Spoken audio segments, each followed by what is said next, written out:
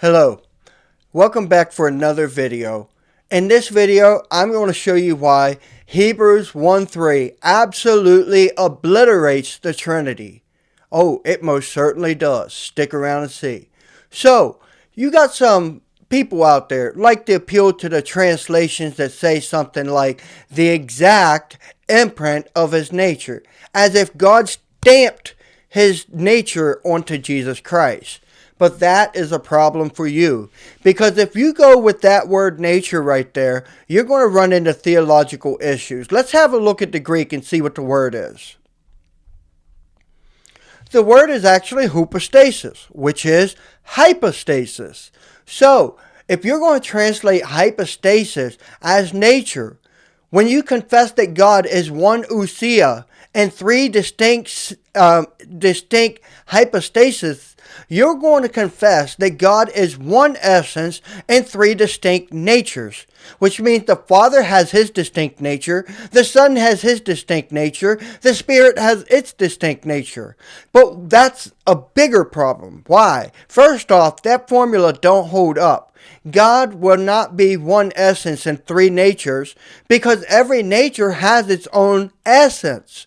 Therefore, what you would actually confess is the Father has its own distinct essence, the Son has its own distinct essence, and the Spirit has its own distinct essence. Therefore, I strongly recommend that you do not appeal to the translations that translate hypostasis as nature, or it's going to backfire. But that's not the kill switch. The kill switch is actually character.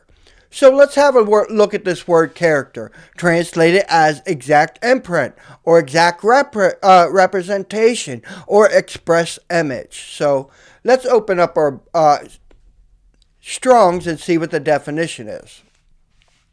So the definition is a graver, the tool or the person, meaning the instrument used for engraving an image into something, or it is the person who engraves the image into something.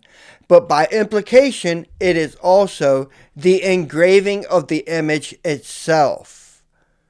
So, can I find this word anywhere else in the Bible to get more of an understanding of what it means? Yes, I can.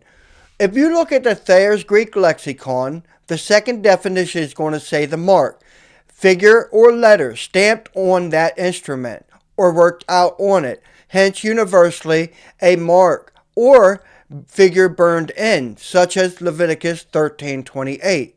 So let's have a look at Leviticus 13:28 in the Septuagint. So it says, "But if the spot remains in one place and does not spread in the skin, but has faded, it is a swelling from the burn. And the priest shall pronounce him clean, for it is the scar of the burn." It is the scar of the burn. So here comes the critical thinking questions. Does a scar have the same essence as the burn? No, it does not. Burns are hot. Scars are not. Burns hurt. Scars do not. There's two essential attributes that shows that a scar has a completely different essence than the burn itself. Therefore, if Christ is the character of God's person, Christ does not have the same essence as God's person. He is only an image, a replica, an imprint. Let me show you a little more of what I'm talking about. So I got a little picture for you. This is a stamp with its imprint. Are they essentially the same? By essentially, I mean, do they have the same essence? No, they do not.